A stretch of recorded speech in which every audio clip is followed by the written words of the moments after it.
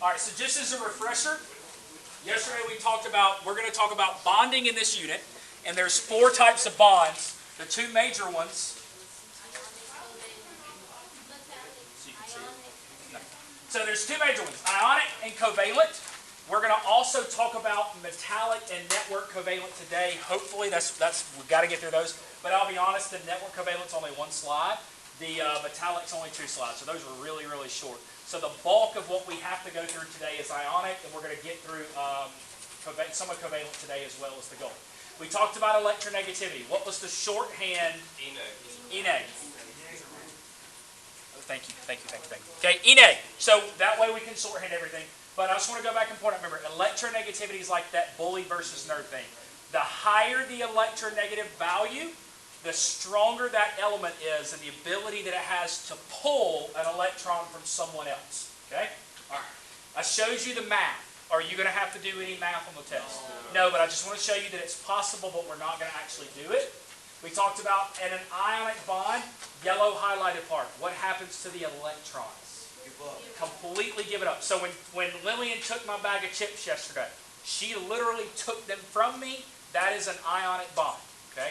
Now, I'm going to chase her around for my bag of chips back, but she's got it. Okay? So we're bonded together as long as she has my chips. Okay? The other component, and I still have it written up there on the board, in an ionic bond, what 2 types of elements are together? Perfect. That's the key component. That's the root of all of this. Okay? All right? And let's come back. So this is where we stopped yesterday. So what I want to talk about is this. Let's start inside the red box. Okay? These little diagrams are called electrostatic maps. This is where I really wish your notes were colored because I think it would help you out. But let me just kind of give you this general idea. The darker the red, the more concentration where the electrons are. The bluer the blue, that even make sense? The bluer the blue, the more areas where there's not an electron. Okay? So let's start with LiH. Let's start with the simple stuff. Li is what element? Lithium. Is it to the left of the stair step or right of the stair step? Left. The next one is hydrogen. Okay? Is it left of the stair step or right of the stair step? Left. We haven't seen one like this yet, right? But what did I tell you about hydrogen? It's an exception, right? So it acts like it's a non-metal. And I asked this yesterday. Using the color on your left, how do you know that hydrogen's not a metal? It's red. And what does red mean? It's a gas when? Room temperature. So this one, if you can write this on here, this one is ionic. Okay? This is ionic.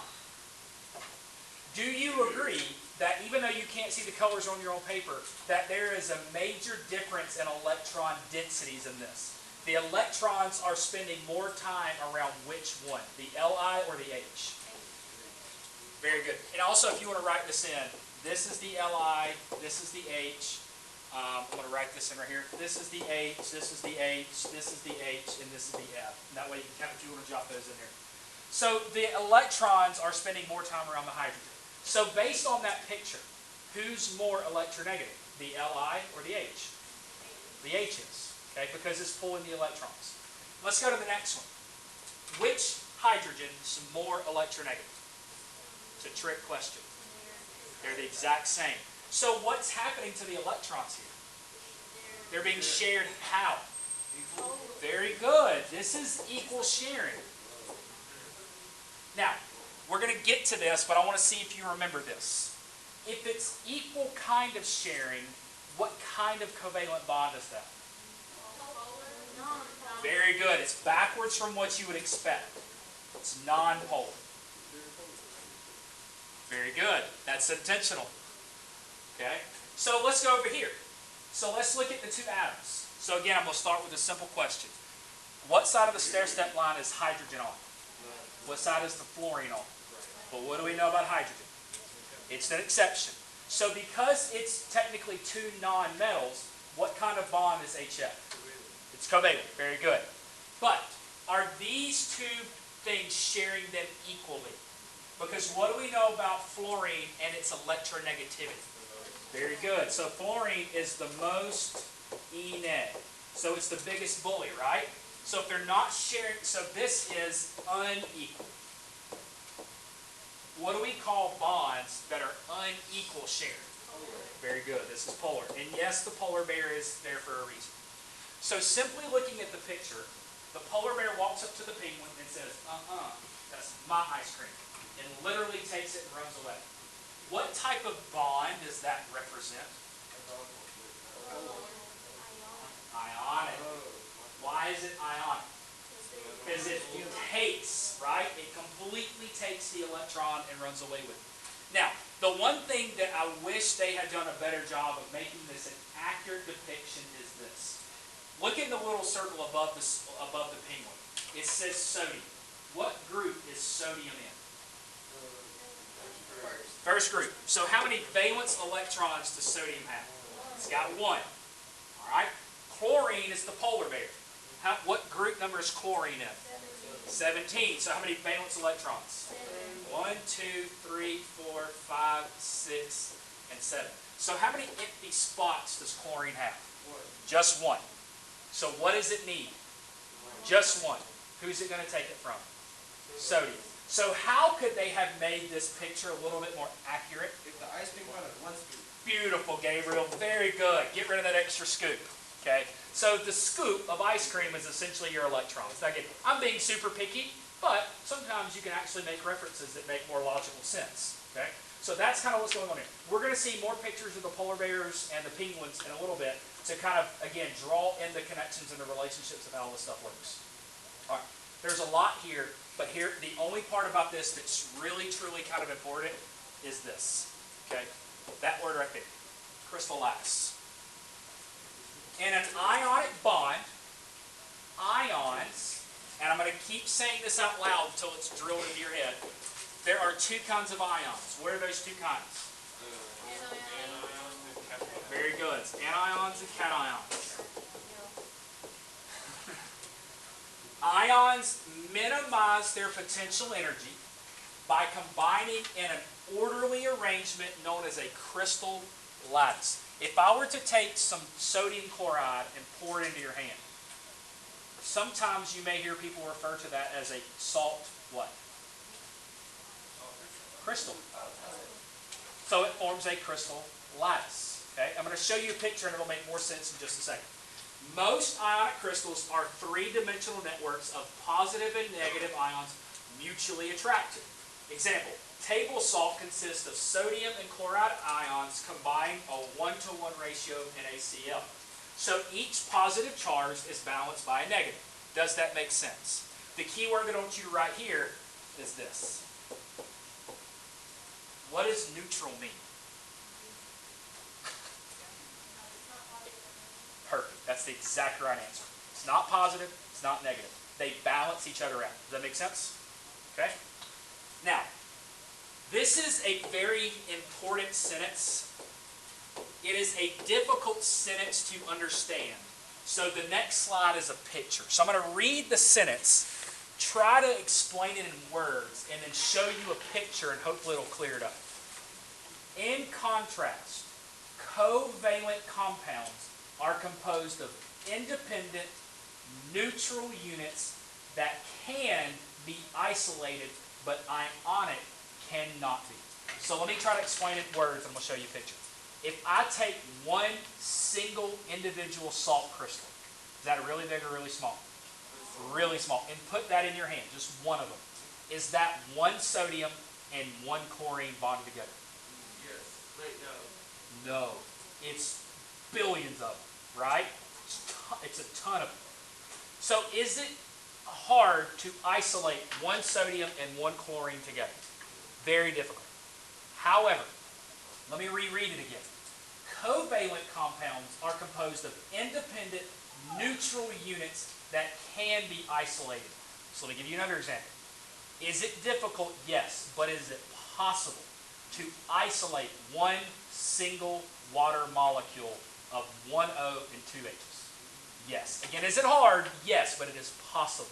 Okay? So let me show you the picture, and hopefully it will make more sense. Gabriel, give me 2 seconds. Okay? So In ionic bonding, so if you're going to highlight anything, highlight this. If atom A and atom B react, what do you get? It's basically a big glob of things. What was that C word we just talked about? Crystal. That is your crystal. That is your crystal. So you have the positive ions and the negative ions. In covalent bonding, in covalent bonding, when C and D bond, what do you notice is the difference? It's just those two single independent things, right? So they're isolated, independent molecules. That's what I'm trying to get you to understand, is that ionic is a big glob of them in a crystal. In a covalent molecule, it's just those independent things. Yes, sir? Okay, so like, I'm confused. So like, do they just like, it has to be a lot of, Let me show you in a little bit of a math. Gabriel, would you agree that if I put that in your hand, that is sodium chloride, but one crystal? Does this tell you how many of each are present? But is there a bunch of them? So the subscripts don't tell you anything. But if I did this, do the subscripts now tell you something? So in a covalent bond, subscripts are critical. In an ionic bond, it doesn't really give you an idea of how much is actually there. Does that make sense? Now, they still matter, and I'm going to talk about that, but it's more about the positives and negatives than the total number present. Yes, ma'am?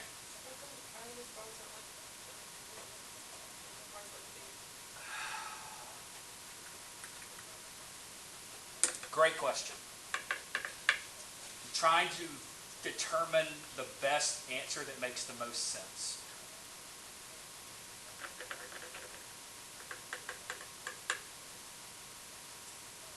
Because you've kind of got me on this one. I don't really know how to describe it to a good degree. I don't know how to answer that question. You got it. She asked, why can't this just be like two things put together? It's a good question. And I can't really formulate a good answer that will suffice as a, okay, I can accept that. Let me ponder on that. Let me see if I can come up with something on that. Okay? So, last part. The combined attractive and repulsive forces within a crystal lattice determine, number one, the distances between the atoms, and number two, the pattern of arrangement. Well, what the heck does that mean? So let me show you a comparison and contrast. Y'all do not have the slide, correct? All right, so everybody look at the left one. What is that left crystal lattice structure? What is that representative of? It is ionic, but what specific ionic compound? Sodium chloride. What is the right one? Cesium chloride. So, are they two totally different compounds? Yes. Well, let me ask this. What do they have in common? They both have chloride. Everybody okay with that? What are they different in? One's a sodium, one's a cesium. So structure-wise, are they completely and totally different? Okay, but let me ask you this. What do sodium and cesium actually have in common with each other?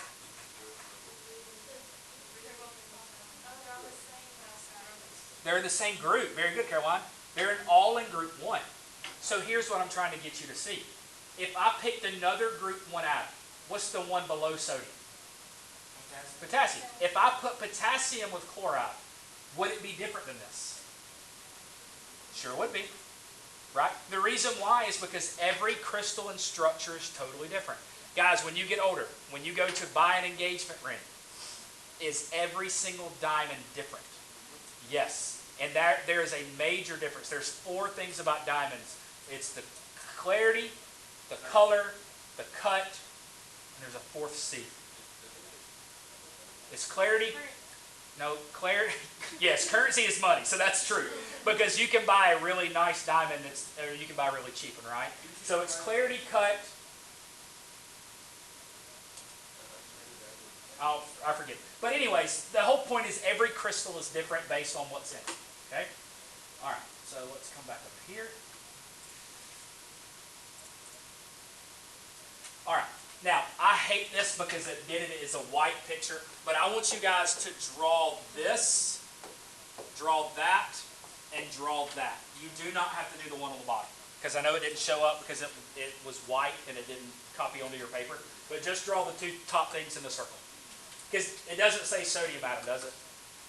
Okay, so just draw what's in the circles at the top.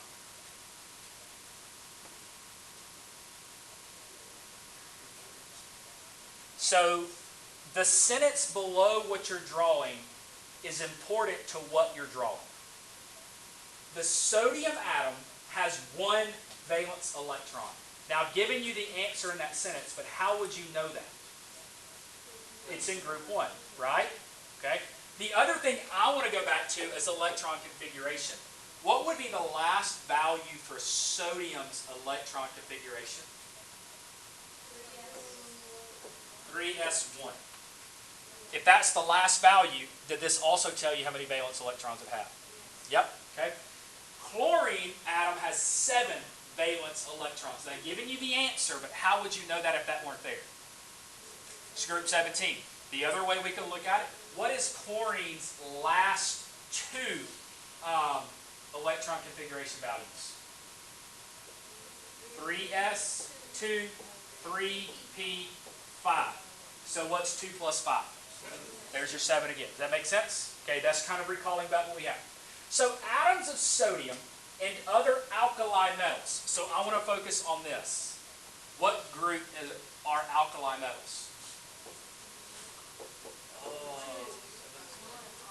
Alkali metals are 1. Alkaline earth are 2. Okay? They easily lose 1 to form cations. First of all, I want to talk about the cations part. How do you know that it turns into a cation? Because when it loses 1, it turns what? Positive. Now the important question is, why does it want to lose 1? All right, so let me ask this in number sense. What number is sodium on the periodic table? Number 11. If it loses 1, how many would it then have? Who is number 10? What group is neon in? Is that who everybody's wanting to become? Right? So it loses 1 to have, and what's that science word for when it has 8 valence electrons? Starts with an O.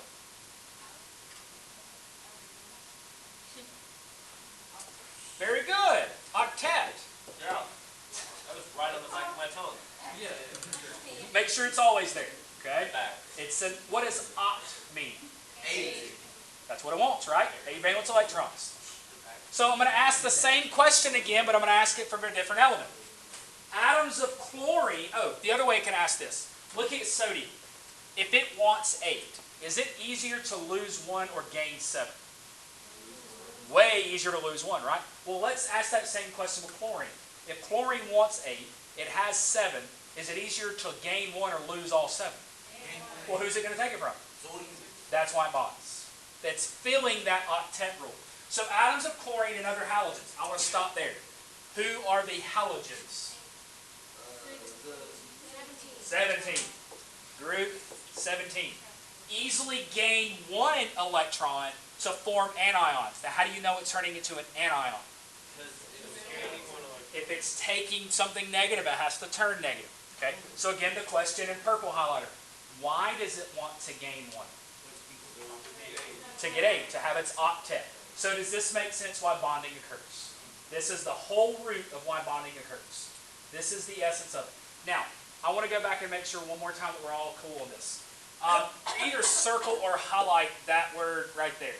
You can barely see it, but it says ionic. And the reason I want to make sure we're cool with this is this. It goes back to the very first slide we had.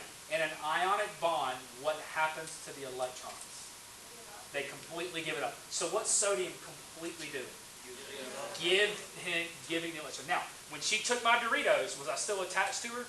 Yes. I'm still attached because we're bonded now, right? But she's going to carry the Doritos around. Okay? Yes, sir. So, like, you can't just get That's a funny question, and the reason it's funny is this. Sodium by itself, like pure elemental sodium, if you were to go out in nature and dig it up, if it were to react with the oxygen in the air, it would blow up. It's extremely volatile. Chlorine, on the other hand, now what color is chlorine? Red. So what is it in nature? Gas. It's extremely deadly. So you're taking a very volatile, dangerous metal and a very deadly gas, and they react to form stuff we put on our french fries. What? That doesn't make sense, right? But that's what happens. That's how this world is framed. Yes, sir. Why is sodium so good? Because it has one valence electron, and the atmospheric water, it reacts with it, and so it's literally giving it up. So when it gives off its electron, it reacts explosively. Also, why is sodium in our daily diet? Like, why is that something we Now, it's not sodium, it's the sodium ion. Biology people, anybody take an AP bio, or biomed people? Biomed. The sodium potassium pump. You heard about it? Okay, well you'll get there. In your cells, there's something called the sodium potassium pump, and it allows things, it comes in and out of your cells. You should have at least probably heard that in biology, but that's what happens. The other point I wanted to make is there's a solution called barium sulfate. And if you ever have to drink it, it's a white, chalky fluid. If you get an x-ray and they want to see your insides, you have to drink this stuff. Now, it tastes awful, but barium by itself will kill you in really, really small amounts. But they mix it with stuff, and all of a sudden it becomes safe to drink. There's a lot of stuff in chemistry that by themselves would absolutely kill a human, but you mix it the right way, and you put it on your french fries. So it doesn't make any sense. Go ahead, Gabriel. What do you do with this? Dyes? Yeah. Wait, what? You bury them. Wait, what? You bury them. But that's a new stuff right now, but. All right, so what is this a picture of?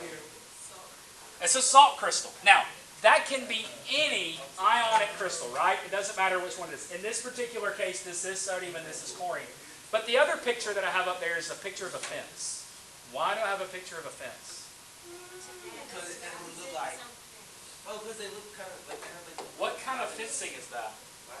It's lattice. So what am I trying to get you to see? It's a crystal lattice. Lattice. Crystal lattice. All right?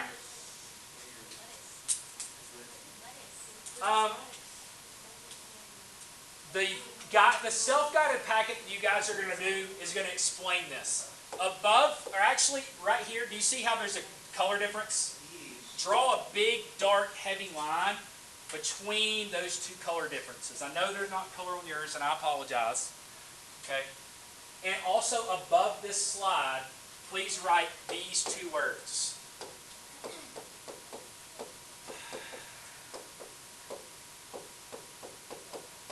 Ionic radii. I know. Yeah. Radii is plural of radius. Now, why there are two eyes, I don't know. I hate the English language, so I don't try to understand it. All right. So again, the self-guided packet is going to teach you this. So I'm going to skip this slide for now. We'll come back to it later on. All right. Now, there's a lot here. I'm going to slow walk you through this because there are a few things we need to understand here. The force that holds. I'm going to stop there. I want you to add a word. And I probably should correct this because technically the force I'm referring to is a bond. Okay? So write that in above force. The bond that hold ions together. Stop. Add something else here. And I told you I'm going to keep saying this. What are the two kinds of ions? Cations and anion. Okay? So let's start back over again. The bond that holds cations and anions together in an ionic compound is this. Very, very strong. Okay?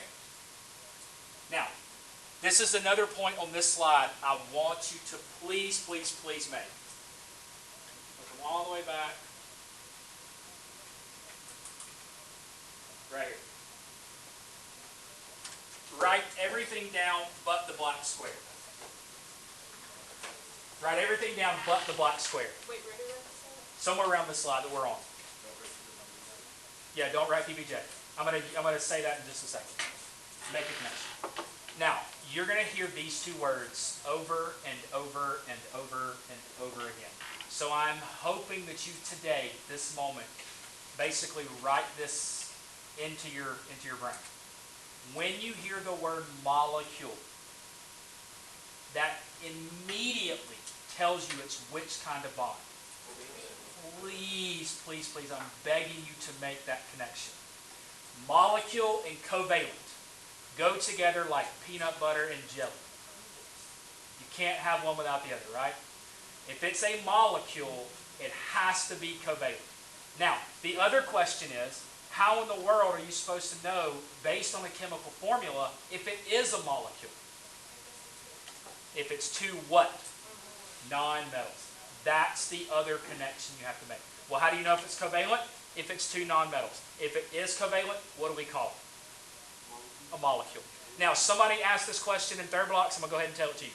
Does ionic have a similar name? Yes, but it's a stupid name, and I'll never use it. But I'm going to at least tell you what it is.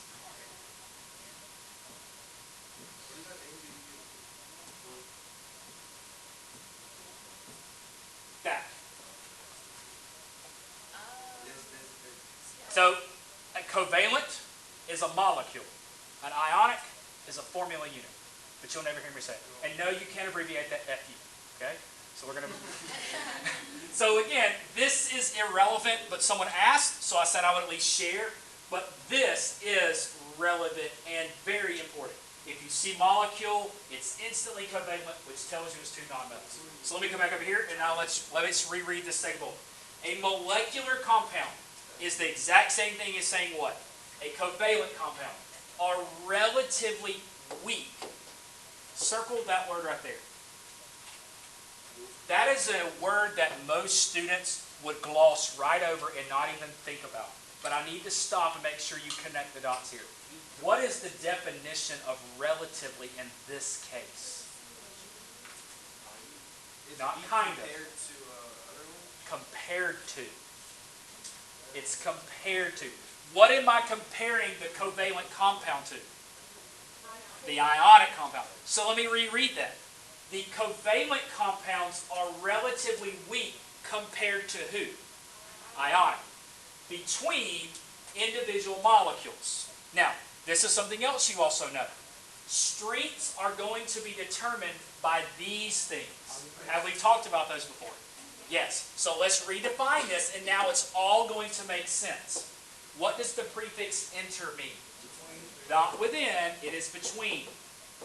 So an IMF is a force between what? And what kind of bond is a molecule?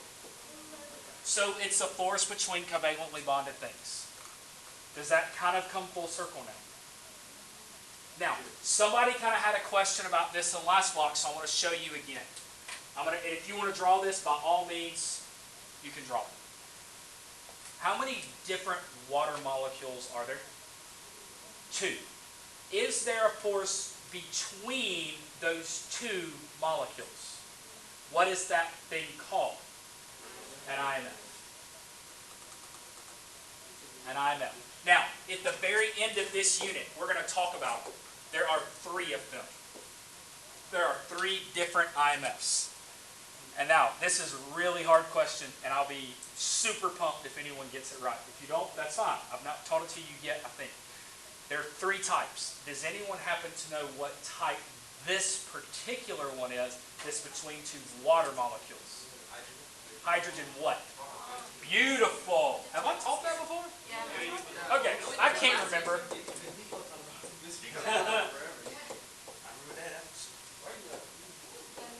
Now, and again, I think I do remember saying this because this is important. How can students misconstrue that name? Is hydrogen bond a bond? No, it's an IMF. And again, I think I do remember saying this now. I hate how they named it because it's not what it is. It's not a bond. It's actually an IMF, which is a force. Okay? All right, so coming back over here. Now, this last part is just kind of connecting all the dots together. The strong attraction between ionic compounds given some of its properties. Very high melting point. What is a melting point? Say that again, Jacob. It's the temperature. Very good. What happens? What happens, Jacob? What is melting?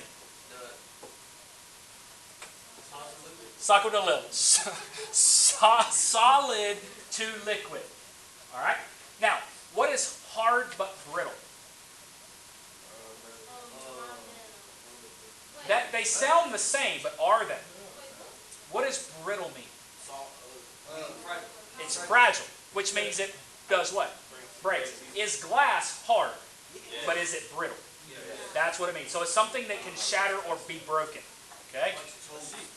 Last but not least, not electrical conductors in the solid state because ions can't move, but can as a solution. So here's what I want you to write below that very last slide, is this.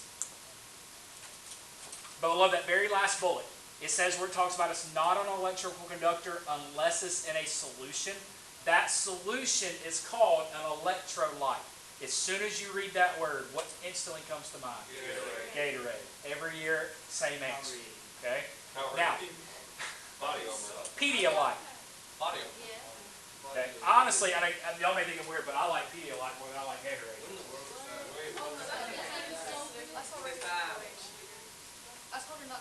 Yeah, please don't.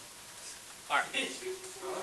So, what is an electrolyte by definition? An electrolyte is when ions are in solution. Now, and y'all know that I was here several years ago. One of the things that I loved, it was in kind of one of the tools I had, and I don't know what happened to it when I got back. I guess somebody threw it away because I didn't know what it was. But it was a stand that had a light bulb on it.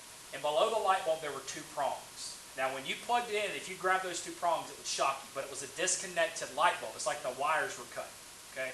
But what you could do is you could take any liquid, any solution, and you could put it up on the prongs, and it would turn the light bulb on if it were an electrolyte. Okay? So if you took regular tap water, it wouldn't work. But if you did Gatorade, it'd turn the light bulb on. So what it showed was the solution was an electrolytic or an electrolyte solution, so it would conduct current. So that's how some of those things work. So again, that last one is it won't conduct current unless it's in a solution. Okay? So if you take salt water and you stir it up, what does the salt do? It dissolves. And what does it dissolve into? An ion. And ions in solution are electrolytes. Okay? Now, you don't have this, but I at least want to point something out to you. So can someone tell me why I drew the line where I drew?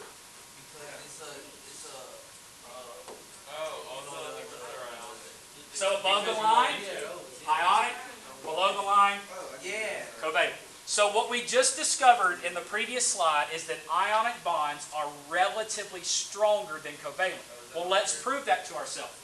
So let's look at the melting points of all of these solids. Look at the numbers in the red circle above the black line. They're super high. Look at the numbers below the black line. Comparatively, relatively, they're super, super, super low. So the lowest value for calcium iodide is 784, where the highest value for the covalent is 27.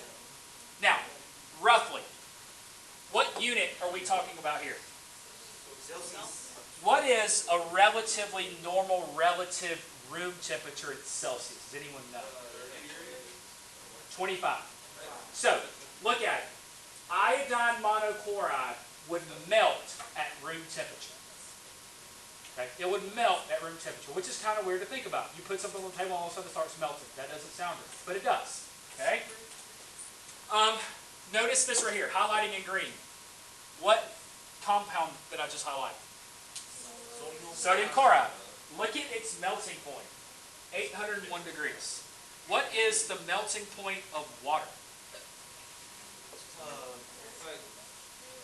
0. Think about that. 801 versus 0. It's a big difference, isn't it? Okay? Look at this. Look at the boiling point of sodium chloride. Can you technically boil salt? You can, but I don't want to be anywhere around it. Look how hot that is. How would that even hot? Okay? You could actually boil it. Okay? All right.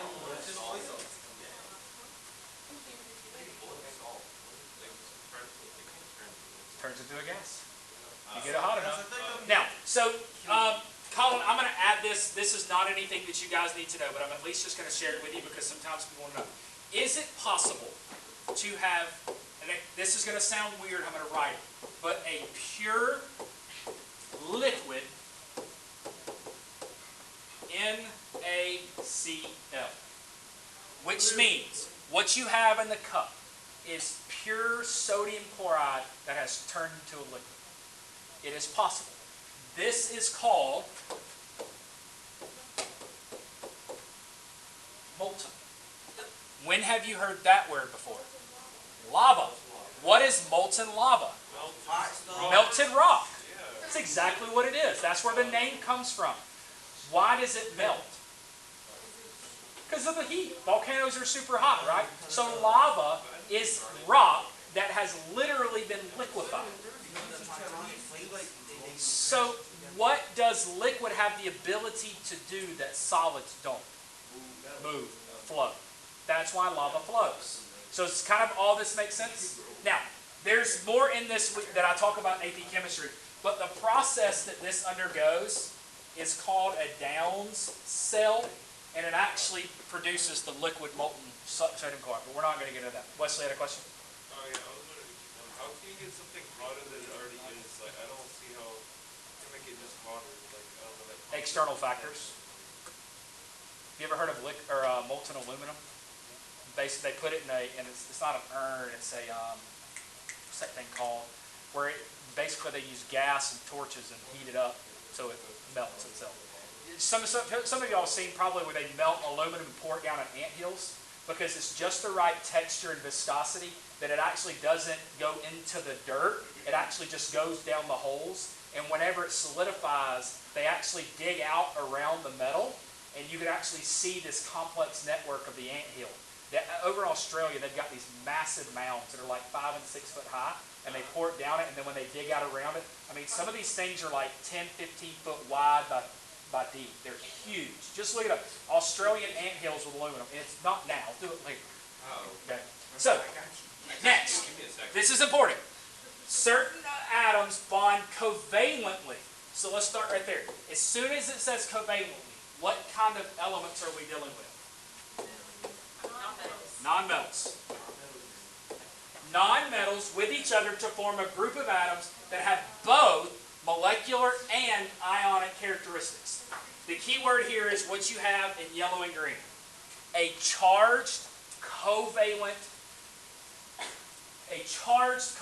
compound is called a polyatomic ion. So let's break that word down.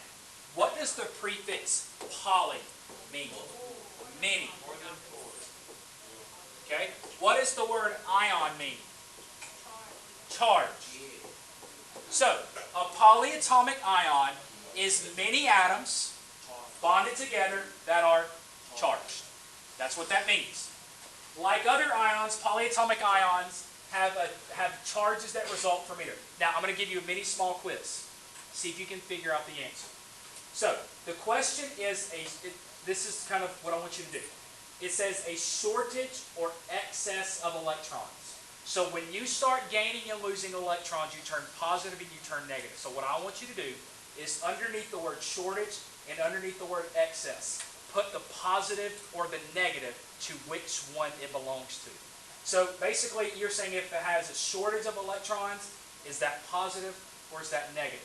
And if it has an excess of electrons, is that positive or is it negative? Let's just see if you can figure this out.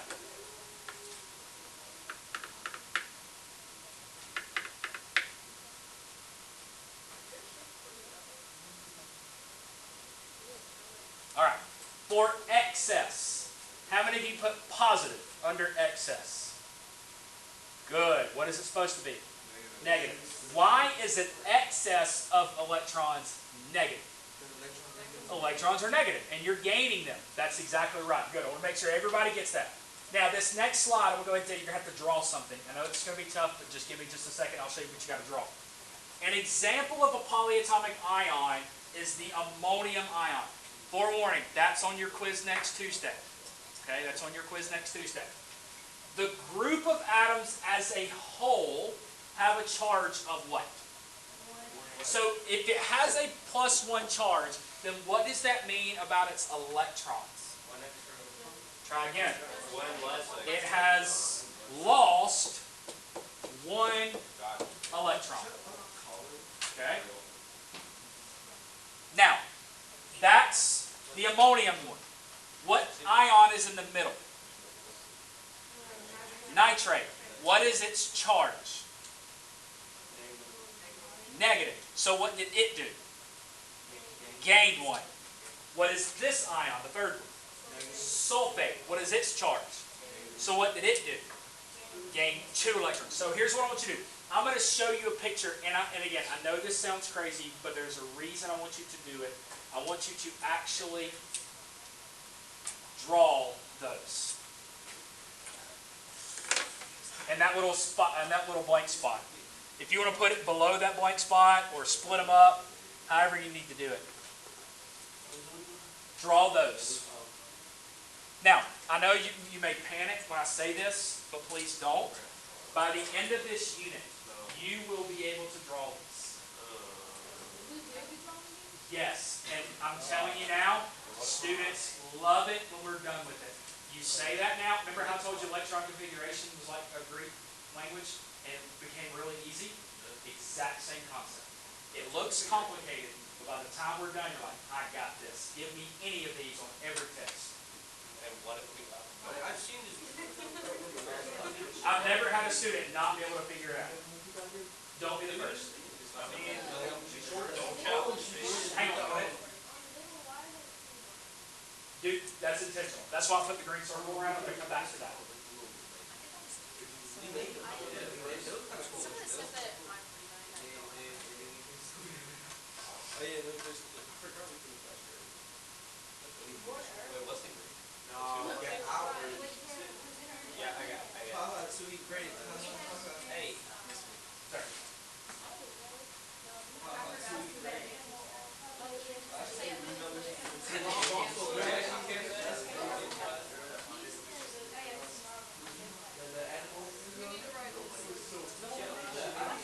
I'll explain that, but you'll have to write it.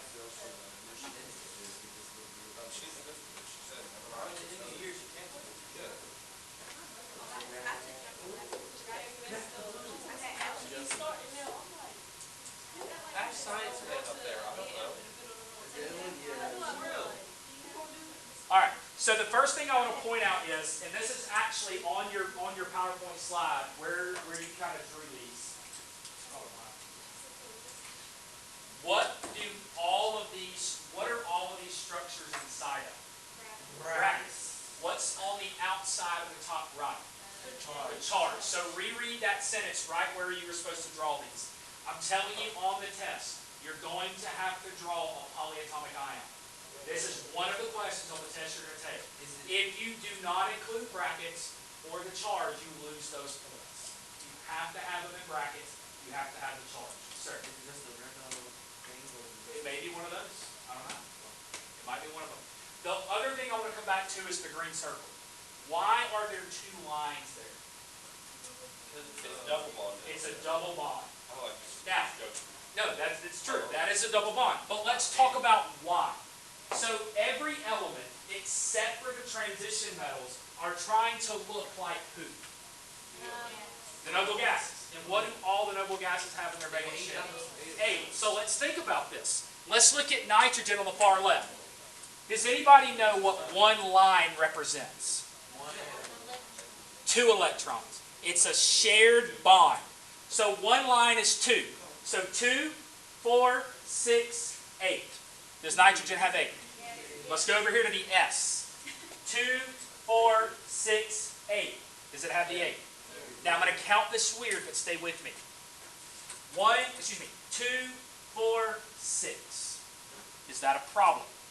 So because it's not 8, what can you do to get it to 8? Double bond. That's why there's a double bond there, is because without it, would it have its octet? No. And I'm going to teach you how you know to do that and when to do it and where to do it and why to do it. I promise it will make sense. What are all of these things called? Read in red. Lewis structures. We're going to learn how to draw these things. Okay? All right. The last thing I want to talk about is this, because I think fourth block or third block found it really interesting. What is the name of this thing? Nitrate. This is called ammonium. So the question was, how do you get this out of an N and an H? And you're right. Sometimes the names don't match the formulas. The other one that they asked about, or that I gave them an example of, was this. Does anybody know the name of that one? And the name is like, how did they get that? Say it again. It is hydroxide. Good job.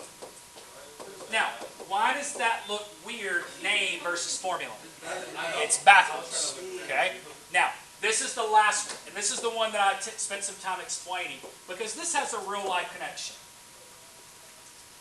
Does anyone know what that ion is? And this is on your quiz Tuesday, so you're going to have to know it. Oxygen monoxide. Dioxide's kind of close, but it's not the right answer. All right, let me give you a hint. In real life, if you went to Walmart, you'd find this in a brown bottle. Where's the hydrogen? Yeah, exactly. So it's not hydrogen, it's peroxide. This is peroxide. Now, what you said was right. So here's the interesting part. There is a hydrogen peroxide. Well, the chemical formula for that is H2O2. Does that look very familiar? So what's the only difference between water and hydrogen peroxide? It's got an extra oxygen. That's it. Correct. So let's talk about that. So the other question I want to ask, and this is something that you really got to know your stuff, and I'll be impressed if you know this. Why is rubbing alcohol in a clear bottle, but peroxide's in brown? It has nothing to do with getting them mixed up. There's a legitimate reason. It does oxidize. What makes it oxidize? Not the air. Second, light. Sunlight. Room light. What happens is this. This occurs. So, the hydrogen peroxide reacts with light and it breaks it apart. So what happens is it turns into water and oxygen gas. Now, if you were to just sit this out in the sun in a clear cup, it would start basically deteriorating. So if it weren't in a brown bottle and it basically broke down, what would you be pouring on a cup? Water. That's a waste, right? Now, this is something else I want to add. When you go to Walmart and buy the hydrogen peroxide, it's roughly, did I write on the other one? No? Where is it? 3%. It's roughly 3% hydrogen peroxide. So what I'm telling you is when you pour this stuff on a cup, 97% of what you're pouring on it is water. Now, but what does that tell you? That 3% is pretty powerful if it heals it, right? Now, lab-grade hydrogen peroxide is roughly 30%. Now, that is extremely dangerous. If you pour it on your hand, it will bleach your hand. Like, it is more deadly and more painful of a burn than an acid burn is. In fact, if you inhale some of this gas that's produced, it actually will eat the esophageal lining in your throat. Okay? I don't even think they make 100%. So the point is that it is very dangerous. In fact, and I don't even have any, the lab grade 30% actually comes in an expandable container, because if it goes through the reaction and starts producing that oxygen gas, what could the bottle kind of do? It could expand. Well, if it expands too much and the bottle blows up, you've got a big problem on your hand. Okay? So it's very, very important that peroxide is handled with very care. Yes, sir. It wasn't like you can but when it goes to when the light reacts with it, it goes to water and so it's not like what plants do. What do? Plants, like photosynthesis and all that crap. Gabriel. I'm just saying. I want to know why it's 40 So for it's- a 500 milliliter thing. It's Say again? $40 for Yeah, It's what? $40 For what percent? for 40. I mean for 30. It's expensive. For 500 milliliters. Yeah, 500 milliliters is not a lot. It's really expensive stuff. 30 milliliters. Yep. All right. So let's keep rolling. So what I'm fixing to do now is we're fixing to transition into another bond type. So let's look at the next bond type. Now, I'm going to be honest, I accidentally got a slide out of order, so we're going to have to skip it and come back to it, so stay with me. All right. The two yellow words, the two yellow highlights are what you need to know. In 8th grade, you may have heard of the first one. That's your 8th grade physical science class. Have you ever heard of sea of electrons? You did? Cool. If you didn't, that's okay. I don't want you to use the word sea of electrons. That's too elementary. You're too smart for that word. But let me explain what it means, and then I'm going to teach you the new word. Metals consist of closely packed cations floating in a sea of electrons. Well, what does that even mean? What does the sea of electrons mean? What it means is that all atoms share all electrons. One more time. All atoms share all electrons. So if you have a big piece of copper, who do the electrons belong to? All of them. The electrons belong to all of them. The word you need to know that you're going to see on your test is the next one. Electrons are delocalized. Anytime you ever add the word, the prefix DE in front of that, what does that mean? No. Without or not. Okay. So delocalized means it's not local. That means it can go anywhere. You ever heard of a oh my gosh, I just lost the word. What are the old people from Canada that go to the beach? There's something birds. The people that go to the beach to live over the summer or the winter because it's too cold up there. Snowbirds. Thank you. That's it. You ever heard of snowbirds? No. Right. You So never heard of snowbirds? snowbirds are people that live up north that are elderly, that are retired. It gets super cold, right? So when it gets cold, they come south for the winter. They're called snowbirds. They go to the beach. I live in the Taurus state, so Yeah. we So she's from Florida. But snowbirds are very, very common, right? Yeah. The idea of a snowbird. Like, it's like all year round. It's like annoying. Yeah. I'm not saying they come to Dothan. They go to the beach. All right. So again, electrons are delocalized, which means they do not belong to any one atom. But here's the words you can also highlight.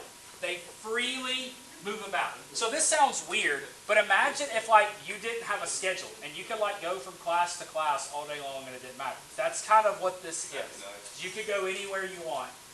Now, again, I've said this, but let me make a point. I accidentally got the slides out of order. So the next slide in your packet's not the right one. You have to go. You have to actually take it back. Nope, this is right. This is right. It's the next one. Now, chemical bonding is different in metals than it is in ionic, molecular, or covalent. The unique characteristics of metallic bonding give them their properties. You have to know these 5. We've covered 2 of them before that I told you had to know, so you should recognize them. The new one, I think, is the top one. What is luster? Shiny. Shiny. Make sure you know that. You're going to see one of these words on your test. The other thing I want to point out is this. What is electrical conductivity? So what is electricity? It's the flow of electrons. If you don't have electrons flowing, you cannot have electricity. So if you take a fork and you stick it in an electrical outlet, is it going to shock you? Why? It's conducting the electron flow. It allows it to continue. Somebody asked me this question in 3rd block. It was a great question. When you stick the prongs in, why does the electricity come out? Why does it not stay in? Because here's why. Electricity goes from high potential to low potential. Inside that outlet, is it high or low? High potential. If you're holding a fork before you put it in, is it high potential or low potential? So as soon as it goes in, the electricity runs to the low side. So that's why it comes out of the prong. Electricity just a bunch of electrons just chilling? Yes. Not chilling, moving. Why are they everywhere? Say again? Why are they? Exactly. I'm not encouraging you to do it. I'm just explaining you what's occurring. Okay? It's like, hold on. Last 2, make sure you know those. What is malleability? Hammered into a thin sheet. Think about hitting something with a mallet. Okay? Last one's ductility. Be able to draw it into a thin wire. Right. This is the one that's out of order. So this is the slide I need you to look at. And you actually have to turn the page. And again, I'm sorry I messed it up. That's on me.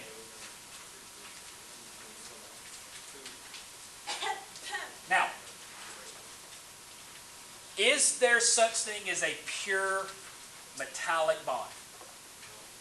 If it's pure, it's just that single atom in the compound and whatever you're holding in your hand. But what do we call those things that are mixtures of metals? Alloys. That's what this is. So an alloy is a mixture of metals. Anybody in the band? Anybody ever play a brass instrument? Which play? French horn? Tuba? French horn? Okay. So, it's made out of brass, right? Okay. Anybody ever won a medal? Anybody won a bronze medal? No? What does bronze signify? Third place. Anybody ever had a building or seen a building made out of steel? Where is brass, bronze, and steel on the periodic table? They're not.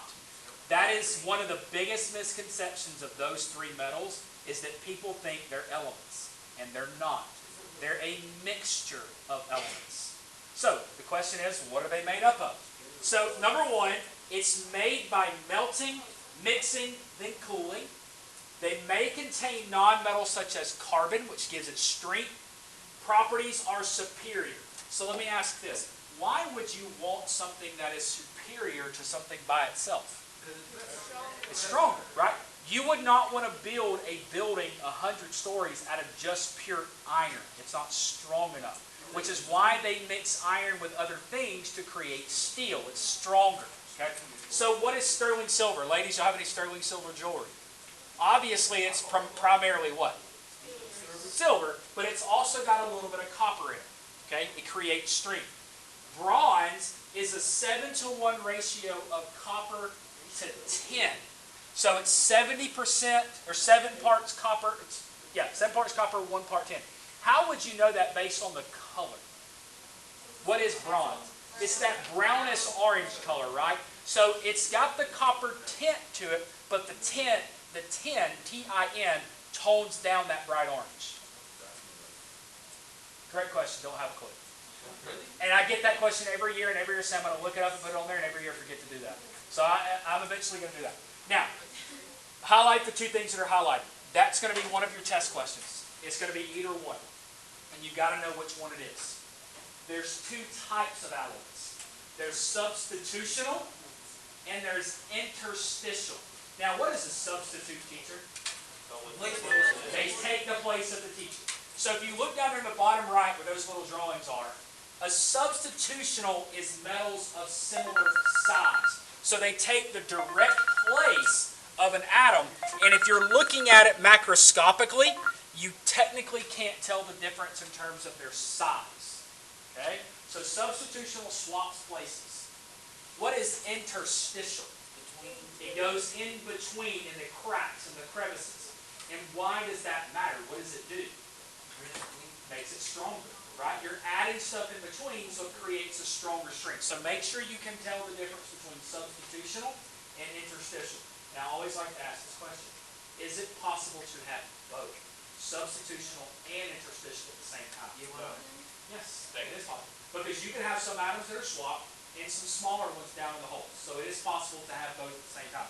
In fact, steel is an example, along with cast iron.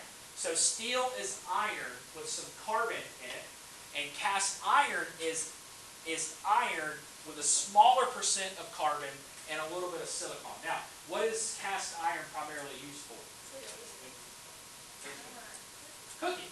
It's a cast iron skillet, right? Okay. Are you supposed to wash cast iron skillets with soap and water? Why? Water and you let it dry. You're never supposed to clean cast iron. That's like, ooh, you may get hit in the head with somebody's grandmama. Yeah. Never, ever, ever clean cast iron with soap and water. Ever. Yeah, you clean it with oil and put it in the oven and cook it. Okay. All right.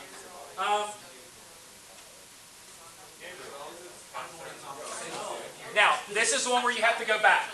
So again, this is my fault. I apologize. You got to go back one slide to get this. This is the only slide on this type. So I told you there's 4 major types. We've covered ionic, we've covered metallic, and this is network covalent. First and foremost, network covalent, the green highlight, is extremely important. These do not have intermolecular forces. Network covalents do not have IMFs. Well, they're bonded, but it's basically like a crystal, if that makes sense. Now, the other component to this is if you try to break one of these, you're not separating IMFs. You're actually breaking the bonds between them. So these are extremely, extremely strong bonds. In fact, the hardest substance on the face of the planet is this type of bond, which is what? Diamond. Okay? Now, sand is also an example. Is sand a very strong solid? It is. It's hard to crush sand, right? It's extremely solid. 2 seconds. Silicon carbide, sandpaper, right? What do you do with sandpaper? Sandpaper. And the last one is silicon, which is computer chips. Why is that important? So they don't break. Not break this, but read the red word above it. Some of the highest melting points. Do computers get really, really hot? Yes, you don't want the components inside the computer to burn and catch on fire. So silicon is a very good high heat resistant material, so it can keep up with the temperature that the computer puts out. Okay. So what I want you to know is these are very, very strong, and they do not have intermolecular forces. Yes, sir.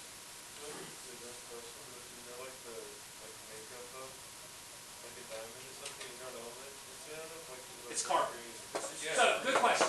So, everybody wants to say, well, can you make diamonds? No, we can't arbitrarily create them. Here's why. Where are diamonds created? In the earth, right? We can't get it hot enough or have enough pressure to push those carbon atoms that close where it actually creates diamonds. We just don't have the ability in a lab anywhere to get it that hot or that amount of pressure. Yes, sir. Yeah. What is the only way to cut a diamond? Another diamond. There's something called the Mohs scale of hardness that actually it lists everything that they can come up with and how hard it is. And its relative comparison is the diamond. The diamond's at the very top. And everything is based on that. So it's kind of one of those things. If you ever have to take geology, geology is the study of rocks. And they talk about that in that course. All right. So let's stop here for today. Because we'll talk about covalent bonds tomorrow.